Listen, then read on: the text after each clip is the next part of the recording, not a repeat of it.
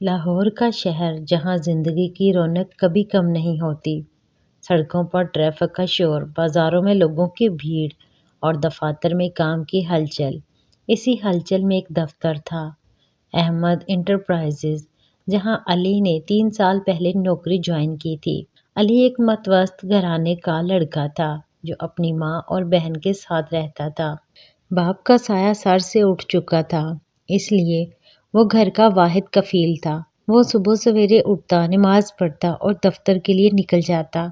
دفتر میں وہ اکاؤنٹس دیکھتا، رپورٹس بناتا اور اپنے کام میں اتنا مصروف رہتا کہ دفتر کی گپ شپ سے دور رہتا۔ احمد صاحب دفتر کے مالک ایک 55 سالہ شخص تھے جو اپنے ملازمین کو بیٹوں کی طرح سمجھتے تھے۔ ان کی ایک بیٹی سائمہ تھی جو 28 سال کی تھی۔ سائمہ کی شادی 2 سال پہلے ایک انجینئر سے ہوئی تھی، لیکن شادی کے چند مہینوں بعد ہی جھگڑے شروع ہو گئے۔ شوہر جو کراچی میں نوکری کرتا تھا، سائمہ کو وقت نہیں دیتا تھا۔ وہ اکثر کام کی وجہ سے گھر دیر سے آتا اور سائمہ کی شکایتیں سننے کی بجائے جھڑکتا۔ بالآخر ایک بڑے جھگڑے کے بعد سائمہ نے میکے آنے کا فیصلہ کیا۔ اب وہ اپنے والد کے گھر میں رہ رہی تھی، جہاں وہ اپنی آزادی سے جی رہی تھی۔ سائمہ کی 3 سہیلیاں تھیں، رانی، سارہ اور مریم۔ یہ چاروں اسکول زمانے سے دوست تھیں۔ رانی ایک ٹیچر تھی، سارہ ایک فیشن ڈیزائنر اور مریم ایک ہاؤس وائف۔ وہ ہفتے میں کم از کم 2 بار ملتی اور سائمہ کی ازدواجی زندگی کے مسائل پر بات کرتی۔ یار تمہارا شوہر بدلے گا نہیں، تم کوئی نئی لائف شروع کرو، رانی کہتی۔ سارہ اضافہ کرتی، ہاں کوئی اچھا سا لڑکا دیکھو، دوستی سے شروع کرو۔ مریم ہنستی، لیکن احتیاط سے۔ ایک دن احمد انٹرپرائزز کی سالگرہ تھی۔ احمد صاحب نے دفتر میں ایک بڑی پارٹی کا اہتمام کیا۔ پارٹی میں کھانے پینے کا اچھا انتظام تھا، ہلکی موسیقی بج رہی تھی اور لوگ ہنس کھیل رہے تھے۔ علی ایک کونے میں اپنے ساتھیوں کے ساتھ کھڑا تھا۔ تبھی سائمہ اپنی سہیلیوں کے ساتھ داخل ہوئی۔ وہ ایک سرخ ریشمی ساڑی میں ملبوس تھی، بال کھلے ہوئے اور چہرے پر ایک ایسی مسکراہٹ جو کمرے کی روشنی کو بھی چمکا رہی تھی۔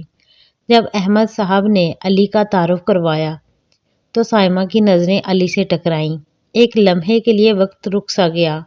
سائمہ نے نرم لہجے میں کہا، ہیلو علی۔ علی کا دل دھڑکا، لیکن وہ احترام سے بولا، ہیلو میڈم۔ پارٹی کے دوران سائمہ کی سہیلیاں نے علی کو نوٹ کیا۔ واہ، یہ تو کتنا سمارٹ اور شائستہ ہے، رانی نے سرگوشی کی۔ سارہ نے ہنس کر کہا، سائمہ یہ تمہارے لیے پرفیکٹ لگتا ہے۔ سائمہ نے شرماتے ہوئے کہا، چپ کرو یار، لیکن اندر سے اس کے دل میں ایک ہلکی سی گرمی پھیل رہی تھی۔ رات کو گھر پہنچ کر سائمہ نے علی کے بارے میں سوچا۔ اس کی آنکھوں میں ایک ایسی سادگی تھی جو اسے بہت کھینچ رہی تھی۔ اگلے دن اس نے علی کا نمبر لے کر واٹس ایپ پر میسج کیا، ہائے علی، پارٹی میں ملی تھی، کیسے ہو؟ علی نے حیرت سے جواب دیا، جی ٹھیک ہوں، آپ کیسی ہیں؟ بہت بوریت ہو رہی ہے، بات کرو نا، سائمہ نے لکھا اور پھر ایک ایموجی بھیجا، ایک مسکراتا ہوا چہرہ۔ یوں روزانہ چیٹ شروع ہو گئی۔ سائمہ رات دیر تک بات کرتی۔ ایک رات اس نے لکھا، تمہاری مسکراہٹ بہت پیاری ہے، پارٹی میں جب تم نے میری طرف دیکھا تھا دل میں کچھ ہوا تھا۔ علی نے شرماتے ہوئے جواب دیا، شکریہ، آپ بھی بہت خوبصورت لگ رہی تھی۔ سائمہ نے دل کی دھڑکن تیز کرتے ہوئے لکھا، سچ میں؟ وقت گزرتا گیا تو ان کی باتوں میں رومانس کی خوشبو آنے لگی۔ ایک دن سائمہ نے کہا، کبھی سوچا ہے کہ کوئی تمہیں اتنی دیر تک دیکھے کہ تمہاری آنکھیں شرما جائیں؟ علی نے جواب دیا، اب سوچ رہا ہوں۔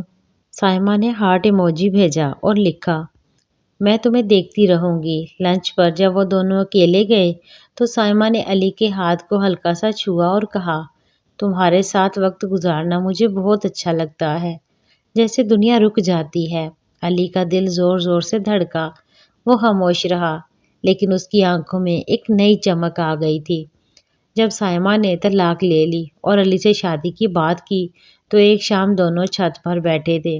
لاہور کی شام سرخ تھی، ہوا میں گلاب کی خوشبو تھی۔ سائمہ نے علی کا ہاتھ پکڑا اور کہا، علی تم جانتے ہو، پہلی بار جب تم نے میری طرف دیکھا تھا مجھے لگا تھا کہ یہ لمحہ کبھی ختم نہ ہو۔ علی نے اس کی آنکھوں میں دیکھتے ہوئے کہا، مجھے بھی۔ میں تم سے محبت کرتا ہوں سائمہ، بہت زیادہ۔ سائمہ نے آنکھیں بند کی اور سار علی کے کندھے پر رکھ دیا۔ دونوں خاموش بیٹھے رہے، صرف ایک دوسرے کی دھڑکنیں سنائی دے رہی تھیں۔ شادی کے دن جب سائمہ دلہن کے لباس میں آئی تو علی کی آنکھیں نمی سے بھر آئیں۔ وہ اسے دیکھ کر بولا، تم دنیا کی سب سے خوبصورت ہو۔ سائمہ نے مسکرا کر جواب دیا، اب تمہاری ہوں ہمیشہ۔ علی اور سائمہ کی زندگی اب محبت، سکون اور ایک دوسرے کی قربت سے بھری ہوئی تھی۔ وہ دونوں خوش تھے اور لاہور کی ہلچل میں بھی ان کا اپنا ایک چھوٹا سا جنت کا ٹکڑا تھا۔